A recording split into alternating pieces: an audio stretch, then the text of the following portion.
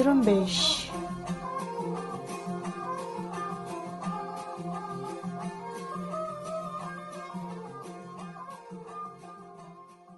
یہ ریڈیو زرمبش اردو کی آواز ہے۔ آج 23 اگست پیر کا دن اور سال 2021 ہے۔ ریڈیو زرمبش کے آج کی نیوز بلیٹن میں میں ہوں آپ کا میزبان دوستین مراد بلوچ۔ ریڈیو زرمبش کی آج کی نیوز بلیٹن میں بلوچستان سمیت علاقائی اور عالمی خبریں شامل ہیں۔ آئیے آج کی خبریں سنتے ہیں۔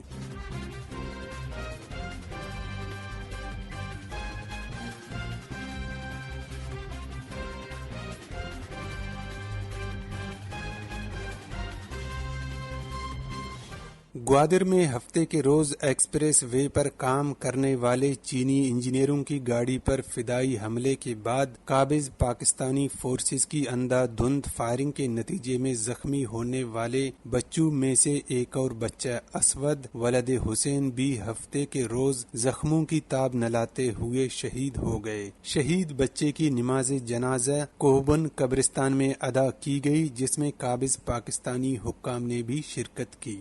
گوادر میں قابض پاکستانی مفادات کے خلاف ہونے والے ہر حملے کے بعد قابض پاکستانی فورسز بلوچ عوام کے خلاف انتقامی کارروائی کا آغاز کرتی ہیں۔ حالیہ فدائی حملے کے بعد بھی قابض پاکستانی فورسز نے ماہی گیروں کو سمندر میں جانے سے منع کر دیا ہے، جبکہ شہریوں کی آزادانہ نقل و حرکت پر بھی انتظامیہ کی طرف سے پابندیاں عائد کی گئی ہیں۔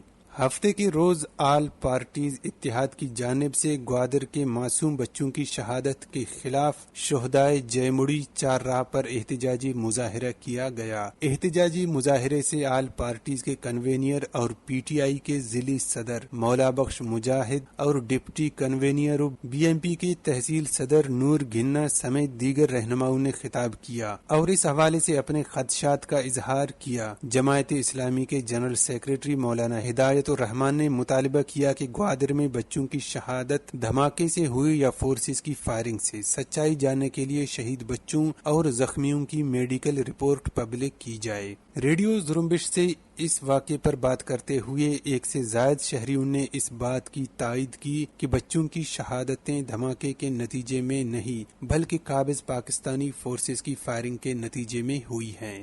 دوسری طرف چینی قافلے پر ہونے والے فدائی حملے کا مقدمہ درج کر لیا گیا ہے۔ گوادر پولیس کے مطابق فدائی حملے کا مطالبہ سی ٹی ڈی تھانے کے آفیسر کی مدعیت میں نامعلوم افراد کے خلاف درج کیا گیا۔ مقدمے میں قتل، اقدام قتل، ایکسپلوسیو سیو اور دہشت گردی کی دفعات شامل کی گئی ہیں۔ واقعے سے متعلقہ حکام کی مزید تحقیقات جاری ہیں۔ دوسری جانب کٹ پتلی بلوچستان حکومت کی جانب سے مبینہ طور پر پاکستانی فورسز کی فائرنگ کے نتیجے میں شہید بچوں کے لیے معاوضے کا اعلان کیا گیا ہے۔ شہید تینوں بچوں کے لواحقین کو معاوضہ دیا جائے گا۔ ڈپٹی کمشنر کے مطابق ہر بچے کے لواحقین کو 5 لاکھ روپے معاوضہ ادا کیا جائے گا اور حملے میں زخمی ایک بچے کا علاج کراچی میں کیا جائے گا۔ بلوچستان لبریشن فرنٹ کے ترجمان میجر گوہرام بلوچ نے قابض پاکستانی فورسز پر 2 مختلف حملوں کی ذمہ داری قبول کی ہے اور کہا ہے کہ ہفتے کے روز بلوچ سرمچاروں نے واشق کے علاقے سولیر میں قابض پاکستانی فوج کے قافلے پر گھات لگا کر حملہ کیا اور دشمن فوج کی مدد کے لیے آنے والی گاڑیوں کے راستے پر سرمچاروں نے ایک بارودی سرنگ بچھائی، جس سے قابض فورسز کی ایک ویگو گاڑی مکمل تباہ ہوئی اور اس میں سوار تمام 8 اہلکار ہلاک ہوئے، جبکہ فوجی قافلے پر حملے میں بھی پاکستانی فورسز کے کئی اہلکار ہلاک اور زخمی ہوئے۔ میجر گوہرام بلوچ نے مزید کہا ہے کہ جمعرات کی روز آواران میں تحصیل جھاؤ کے علاقے میں قابض پاکستانی فوج کے ساتھ آدھے گھنٹے کی لڑائی میں دشمن فورسز کے 5 اہلکار ہلاک اور کئی زخمی ہوئے۔ بی آر اے کے ترجمان بی بکر بلوچ نے اپنے ایک بیان میں کہا ہے کہ بلوچ ریپبلکن آرمی گوادر میں چینی انجینئروں کے قافلے پر فدائی حملہ کرنے والے فرزند B L A Majeed brigade کے فدائی سر بلند عرف عمر جان کو ان کی عظیم قربانی پر خراج عقیدت اور سرخ سلام پیش کرتی ہے۔ انہوں نے کہا کہ سر بلند قربانی کے عظیم فلسفے پر عمل پیرا ہو کر تاریخ میں ہمیشہ کے لیے امر ہو گئے۔ وطن کی آزادی کے لیے مجید بریگیڈ کے سرفروش پختونخوا نے اپنے حالیہ اور گزشتہ کامیاب حملوں کے بعد چین کو اس بات پر مجبور کیا کہ وہ بلوچ سرزمین پر اپنے کیے گئے سرمایہ کاری پر نظر ثانی کریں۔ انہوں نے کہا جب تک چین بلوچستان میں اپنی سرمایہ کاری اور پاکستانی فوج کی معاونت سے دستبردار نہیں ہوگا، چائنا کی سرمایہ کاری اور ان کے مفادات کے خلاف ہونے والے حملوں میں BRA تنظیم BLA کی حمایت اور معاونت جاری رکھے گی۔ بی بکر بلوچ نے بلوچ نوجوانوں سے اپیل کی ہے کہ وہ وقت کی نزاکت کو سمجھتے ہوئے پاکستانی قبضہ کے خلاف زیادہ سے زیادہ قومی مزاحمت میں شمولیت اختیار کریں۔ افغانستان کی گورنر اسمبلی کے سابق صدر اور صوبہ غور کے سابق گورنر ڈاکٹر عبداللہ حیواد نے عالمی برادری کی توجہ افغانستان میں ہجرت کر کے آنے والے بلوچ، پشتون اور دیگر اقوام کی طرف دلاتے ہوئے مطالبہ کیا ہے کہ عالمی برادری ان کو بھی انسانی بنیادوں پر افغانستان سے انخلا میں مدد کرے۔ انہوں نے ٹویٹر پر اس حوالے سے اپنے ٹویٹ میں کہا کہ افغانستان میں لاکھوں بلوچ، پشتون اور دیگر اقلیتیں رہتی ہیں جو پاکستانی مظالم سے تنگ آ کر افغانستان ہجرت کر کے آئے ہیں۔ عالمی برادری بحیثیت انسان ان پر بھی توجہ دے اور انہیں بھی افغانستان سے نکالے۔ انہوں نے اپنے ٹویٹس کی تھریڈ میں مزید کہا کہ جہاں افغان غلط فیصلوں کے نتیجے میں نقصان اٹھا رہے ہیں تو جعلی ڈیورنڈ لائن کے اس طرف بلوچ، پشتون اور سندھی زیادہ خطرے میں ہیں۔ انہوں نے لکھا کہ میں بین الاقوامی برادری سے توقع رکھتا ہوں کہ وہ سنجیدگی سے انکار کناں کی حفاظت کرے گی جو پاکستان سے آزادی یا آزاد ملک چاہتے ہیں۔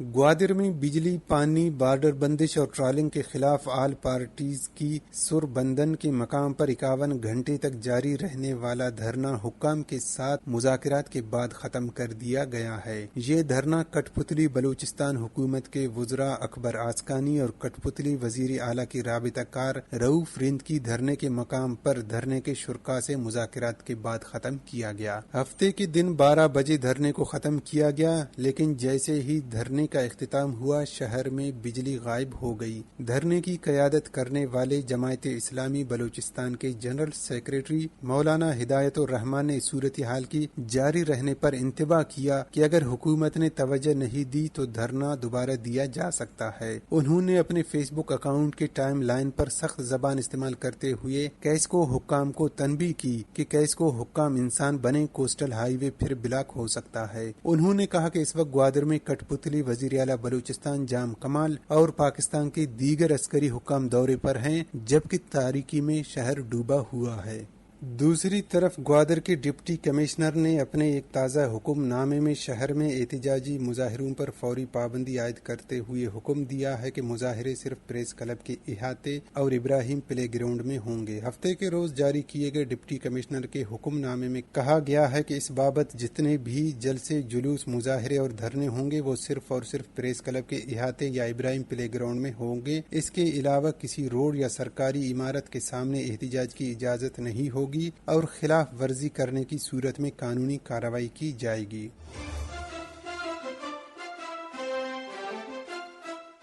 افغانستان کے سابق صدر حامد کرزئی اور افغانستان میں قومی مصالحتی کمیٹی کے سربراہ عبداللہ نے افغانستان کے صوبہ پنج شیر کے عمائدین سے ملاقات کی ہے، جس کے بعد احمد شاہ مسعود کے فرزند احمد مسعود نے اعلان کیا ہے کہ اگر طالبان مشترکہ قومی حکومت کے قیام کے لیے راضی نہیں ہوئے تو وہ طالبان کے خلاف مزاحمت کریں گے۔ ادھر طالبان ذرائع نے بھی احمد مسعود کے حوالے سے دعویٰ کیا ہے کہ انہوں نے طالبان کی حمایت کا اعلان کیا ہے، لیکن احمد مسعود کے قریبی ذرائع نے اس خبر کی تردید کی ہے۔ تاہم احمد مسعود نے واضح کیا ہے کہ وہ جنگ نہیں چاہتے بشرطے کہ طالبان ایک قومی حکومت کی تشکیل کے لیے راضی ہوں جس میں افغانستان کی تمام جماعتوں اور اقوام کی نمائندگی ہو۔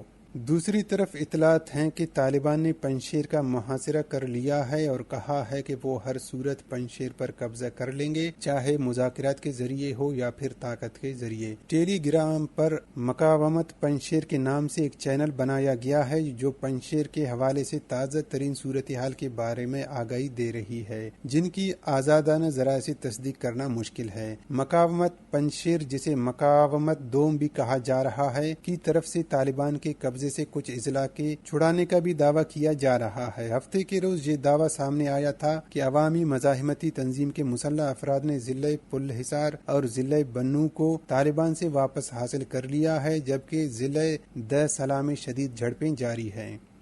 برطانوی وزارت دفاع نے کہا ہے کہ کابل ایئرپورٹ کے قریب افراتفری اور دھکم پیل کے واقعات میں 7 افغان شہری جان کی بازی ہار گئے ہیں۔ ابوظبی سے عربی زبان میں نشریات پیش کرنے والے اسکائی نیوز عربیہ نے بھی برطانوی وزارت دفاع کے ترجمان کا ایک بیان نشر کیا ہے، جس میں کہا گیا ہے کہ ہماری نیک تمنائیں ان 7 افغان شہریوں کے لواحقین کے ساتھ ہیں جو کابل میں ہجوم میں ہلاک ہو گئے۔ امریکہ نے اپنے شہریوں کو خبردار کیا ہے کہ وہ کابل ایئرپورٹ پر جانے سے گریز کریں کیونکہ وہاں ممکنہ طور پر افغانستان میں موجود دولت اسلامیہ کا گروہ حملہ کر سکتا ہے۔ ہفتے کو امریکہ نے ایک سیکورٹی الرٹ جاری کیا تھا اور کابل میں رہنے والے اپنے شہریوں سے کہا ہے کہ وہ ایئرپورٹ سے دور رہیں کیونکہ اس کے دروازوں پر سیکورٹی کے حوالے سے خطرات ہیں۔ اس انتباہ میں کہا گیا ہے کہ صرف امریکی حکومت کے ان نمائندوں کو سفر کرنا چاہیے جنہیں امریکہ نے انفرادی طور پر وہاں جانے کو کہا ہے۔ افغانستان کے سابق وزیر داخلہ اور پاکستان میں افغان صدر کے مندوب محمد عمر داؤدزئی نے ہفتے کو العربیہ کو دیے گئے ایک انٹرویو میں کہا ہے کہ واشنگٹن نے کابل حکومت سے نہیں بلکہ تحریک طالبان پاکستان سے مذاکرات کیے تھے۔ انہوں نے الزام عائد کیا کہ طالبان افغانستان میں داعش کی طرز پر خلافت قائم کرنا چاہتے ہیں۔ انہوں نے نشاندہی کی کہ صدر اشرف غنی جن حالات میں ملک سے چلے گئے وہ ابھی گومگوں کا شکار ہے۔ انہوں نے کہا کہ فوج نے سیاستدانوں پر عدم اعتماد کی وجہ سے طالبان سے جنگ نہیں کی۔